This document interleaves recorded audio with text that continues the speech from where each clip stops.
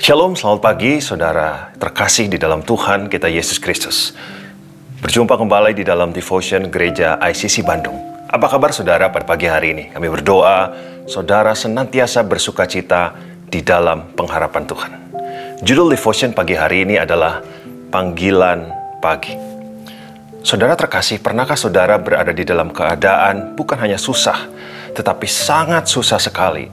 Keadaan di mana mungkin di dalam pekerjaan, kesehatan saudara, hubungan-hubungan yang sulit, yang tidak mudah lagi, keuangan atau kehilangan di dalam kesendirian, dan lain sebagainya.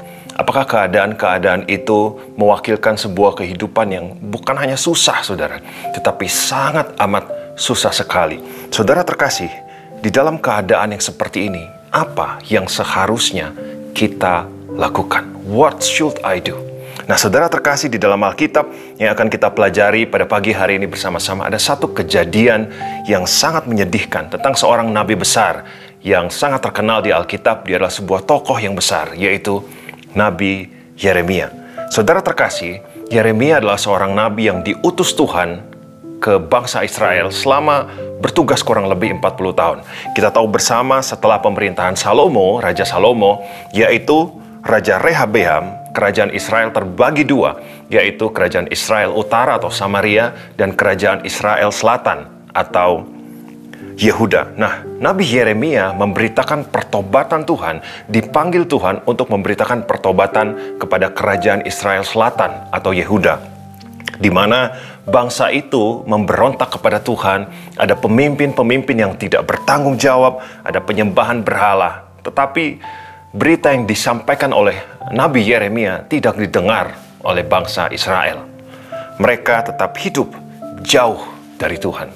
Saudara terkasih, sehingga terjadilah kehancuran yang luar biasa terhadap bangsa Israel, yaitu pada tahun 586 sebelum Masehi terjadi sebuah bencana nasional di mana kerajaan Israel, bangsa Israel waktu itu diserang oleh Babilonia yang dipimpin oleh Raja Nebukadnezar. Saudara sekalian, peristiwa ini adalah sebuah peristiwa yang sangat tragis bagi bangsa Israel. Kenapa?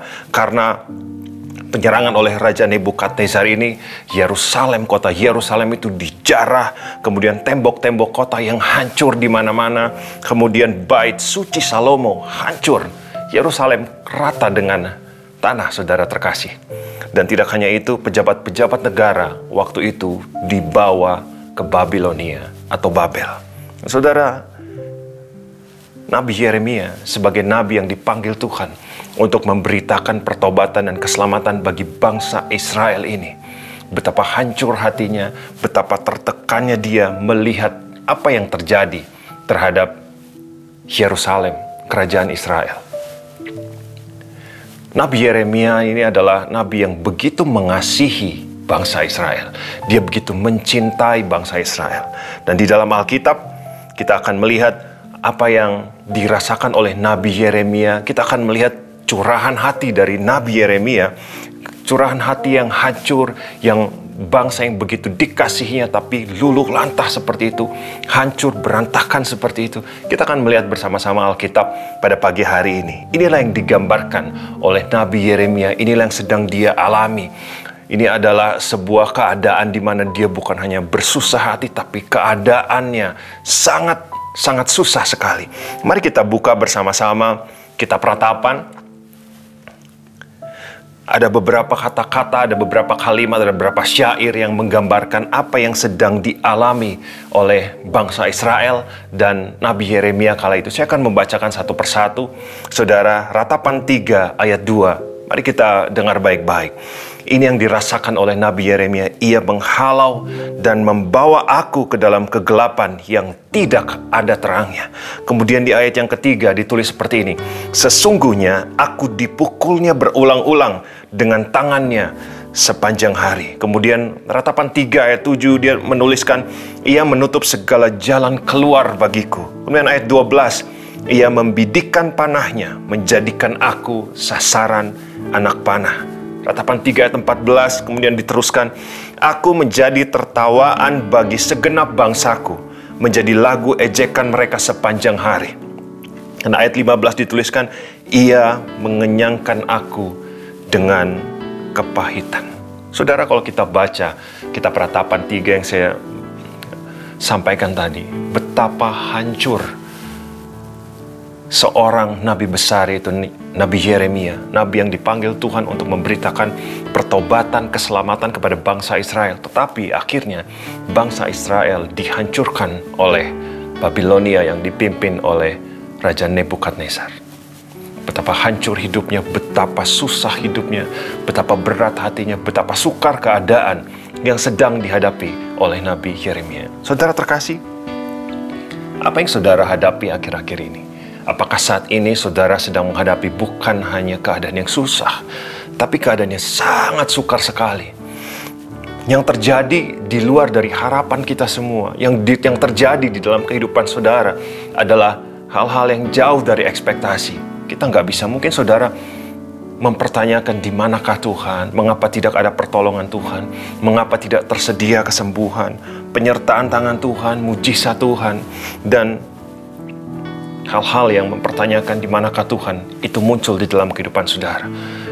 Mungkin saat ini saudara sedang ada di level hidup yang sangat di bawah, keadaannya begitu sukar, gelap, dan luar biasa menyusahkan kehidupan saudara. Tapi saudara, kalau kita lihat di dalam Ratapan 3 dari ayat yang pertama sampai ayat yang ke-20, Yeremia menceritakan semua hal-hal yang kesusahan dia, hal-hal kesukaran dia, hal-hal yang berat yang menekan kehidupannya. Dia fokus kepada kesusahan hatinya. Ratapan 3 ayat 20 dituliskan seperti ini. Jiwaku selalu teringat akan hal itu dan tertekan di dalam diriku. Saudara terkasih, keadaan ini adalah keadaan yang sangat tragis bagi Nabi Yeremia dan bangsa Israel waktu itu. Tapi saudara terkasih, mari kita lihat apa yang dilakukan oleh Nabi Yeremia setelah ini. Di dalam Ratapan 3 ayat berikutnya, apa yang terjadi di tengah-tengah keadaan yang sangat menyedihkan ini? Kita lihat Nabi Yeremia mengubah cara pandangnya. Ratapan 3 ayat 21 kita baca bersama-sama. Ratapan 3 ayat 21. Tetapi hal-hal inilah yang kuperhatikan. Oleh sebab itu aku akan berharap. Saudara terkasih, cara pandang dari Yeremia berubah. Pengharapannya muncul, pengharapan yang lahir dari rasa pahit yang luar biasa itu muncul. Nah, pagi hari ini kita akan belajar bersama-sama apa yang Nabi Yeremia pandang dan mampu menenteramkan dia di tengah kesusahan besar, di tengah bencana nasional yang sedang dialami oleh Yeremia dan bangsa Israel waktu ini. Ini yang Nabi Yeremia pandang dan kita akan belajar bersama-sama. Di tengah kesusahan, di tengah hal-hal yang sukar, ini yang dipandang. Cara pandang dari Nabi Yeremia itu berubah dan ini yang dia pandang. Ratapan 3 ayat 22. Tak berkesudahan kasih setia Tuhan, tak habis-habisnya rahmatnya. Ayat 23. Selalu baru tiap pagi, besar kesetiaanmu. Saudara, apa yang sedang saudara alami saat ini? Kesusahan apa yang sedang saudara alami saat ini? Pergumulan, masalah, kesendirian, atau hal-hal yang susah lainnya. Apa yang sedang saudara alami? Sama seperti Nabi Yeremia dari ayat yang pertama sampai ayat yang ke-20. Menceritakan kesusahan dan kesukaran. Tetapi pada ayat 21 dan seterusnya, ayat 22 dan seterusnya, dia mengubah pola pikirnya. Dia mengubah cara pandangnya. Yang dia pandang bukan lagi kesukaran, bukan lagi kesusahannya, tapi yang dipandang adalah kasih Tuhan, rahmat Tuhan, dan kesetiaan Tuhan. Saudara, mengapa Nabi Yeremia memandang 3 hal ini? Ada apa sebenarnya di dalam 3 hal ini? Yaitu kasih setia Tuhan, rahmat Tuhan, dan kesetiaan Tuhan. Saudara, mari kita belajar bersama-sama. Kasih setia Tuhan atau di dalam bahasa Ibrani itu ditulisnya chesed, yang artinya Tuhan tidak berubah akan janji-janjinya. Bahwa Tuhan kalau sudah berjanji, dia tidak akan pernah melupakan janjinya. Itu kata chesed. Kemudian yang kedua adalah kata rahmat. diambil dari kata Ibrani raham, berarti belas kasihan Tuhan kepada orang yang sedang sengsara. Kemudian yang ketiga, kesetiaan Tuhan. Kata Ibrani memakai kata emunah. Saudara tahu artinya? Kata ini dipakai tentang kepastian yang teguh melakukan sesuatu. Jadi kalau Tuhan sudah berjanji, Dia akan teguh melakukan janjinya. Dari tiga kata ini, kasih setia, rahmat, dan kesetiaan Tuhan, ini adalah mewakili karakter Allah. Karakter Allah, jadi di tengah keterpurukan yang luar biasa, Nabi Yeremia tidak lagi memandang kesukarannya. Dia tidak lagi memandang kesusahannya. Pola pikirnya dirubah sehingga yang dia pandang sekarang adalah karakter Allah. Yang dia pandang sekarang adalah sifat-sifat Allah, yaitu kasih Tuhan, yaitu rahmat Tuhan, kesetiaan Tuhan. Saudara sekalian, di tengah keadaan yang kita pandang tidak baik, apakah saat ini saudara terus-menerus memikirkan kesusahan, kesukaran, hal-hal yang berat yang sedang terjadi di dalam kehidupan saudara? Tapi pagi hari ini, maka saudara mengganti pola pikir saudara, mengganti cara pandang saudara, tidak lagi melihat kesukaran itu, tapi maka saudara memutar cara pandang kita, beralih kepada karakter Allah.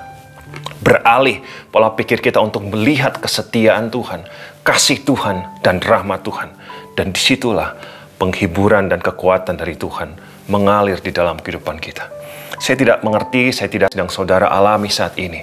Di tengah kesukaran hal-hal berat yang saudara sedang alami, mari saya mengajak saudara semua, kita melihat punya pola pikir yang baru, yaitu melihat karakter Allah, melihat sifat-sifat Allah, bahwa karakter Allah yang seperti ini, penuh dengan kasih setia, penuh dengan rahmat, penuh dengan kesetiaan, tidak mungkin Tuhan meninggalkan kita bergumul seorang diri. Amin, saudara. Dan luar biasanya Nabi Yeremia tidak berhenti sampai di situ, saudara.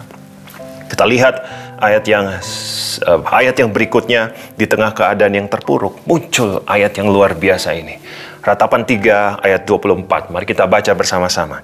Tuhan adalah bagianku, kata jiwaku. Oleh sebab itu, aku berharap kepadanya.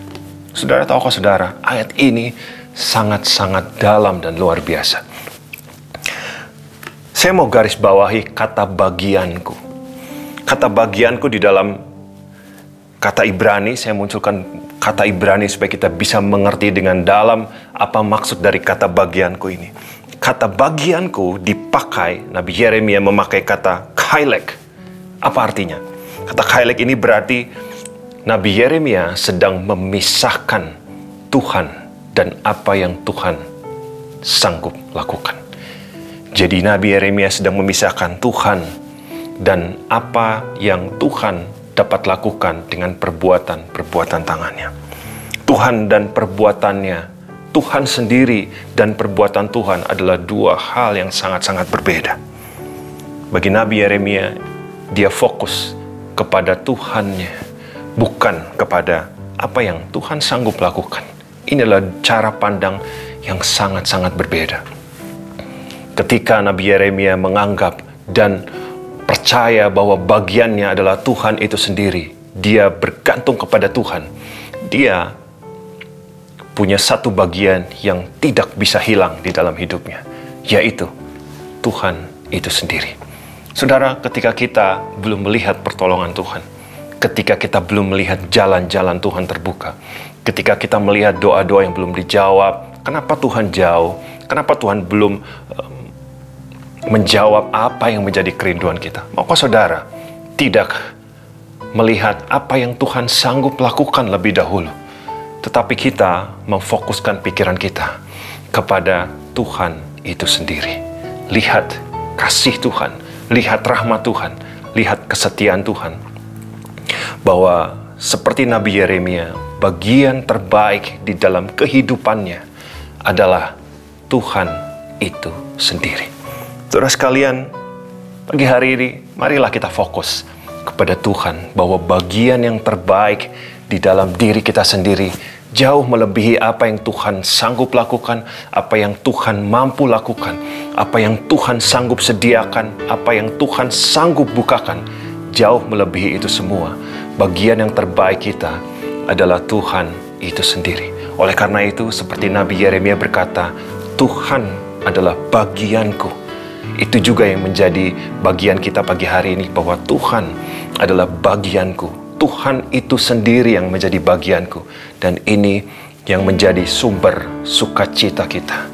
Saudara sekalian, ayat ini berkata, selalu baru setiap pagi.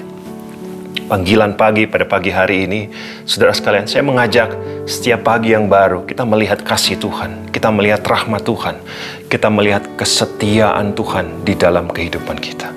Apapun yang sedang saudara alami saat ini, percayalah kepada pengharapan di dalam Tuhan. Percayalah kepada karakter-karakter Tuhan. Percayalah kepada sifat-sifat Tuhan, bahwa Tuhan itu sendiri yang menjadi bagian terbaik di dalam hidup kita. Saudara terkasih, pagi hari ini ada satu pujian yang saya percaya bisa menguatkan saudara, yang diambil dari ayat ini, dan saya percaya ada penghiburan Tuhan yang turun di tengah-tengah kita. Kalau saudara mengerti lagu ini dan tahu lagu ini, kita nyanyikan bersama-sama. Kasih Tuhan tak berkesudahan, tak habisnya rahmatnya, selalu baru tiap pagi, besar setiamu Tuhan, besar setiamu. Selalu baru tiap pagi, besar setiamu Tuhan, besar setiamu. Mari kita berdoa bersama-sama. Tuhan Yesus, berpagi hari ini, satu yang menjadi sukacita terbesar kami, di tengah hal-hal yang sukar, di tengah hal-hal yang berat, di tengah kesukaran yang hebat di dalam setiap kehidupan kami masing-masing. Apapun yang sedang kami alami, kami mau percaya kepada karakter Tuhan. Kami mau percaya kepada sifat-sifat Tuhan. Kami mau percaya kepada kasih Tuhan. Kami mau percaya kepada rahmat Tuhan. Kami mau percaya kepada kesetiaan Tuhan. Jauh di atas segala apa yang Tuhan sanggup lakukan di dalam kehidupan kami. Apa yang Tuhan sanggup kerjakan di dalam kehidupan kami. Bagian kami yang terbaik adalah Tuhan itu sendiri. Tuhan Yesus, pada pagi hari ini Engkau hibur semua hati yang terluka. Semua yang sedang di dalam kesukaran, Kau yang menguatkan mereka. Bahwa Tuhan Yesus, Kaulah bagian terbaik di dalam kehidupan kami. Terima kasih Tuhan, kami bersyukur untuk Tuhan yang luar biasa yang kami miliki di dalam nama Yesus. Semua yang percaya, mari sama-sama katakan amin. Demikian devotion pagi hari ini, sampai jumpa minggu depan. Tuhan Yesus memberkati.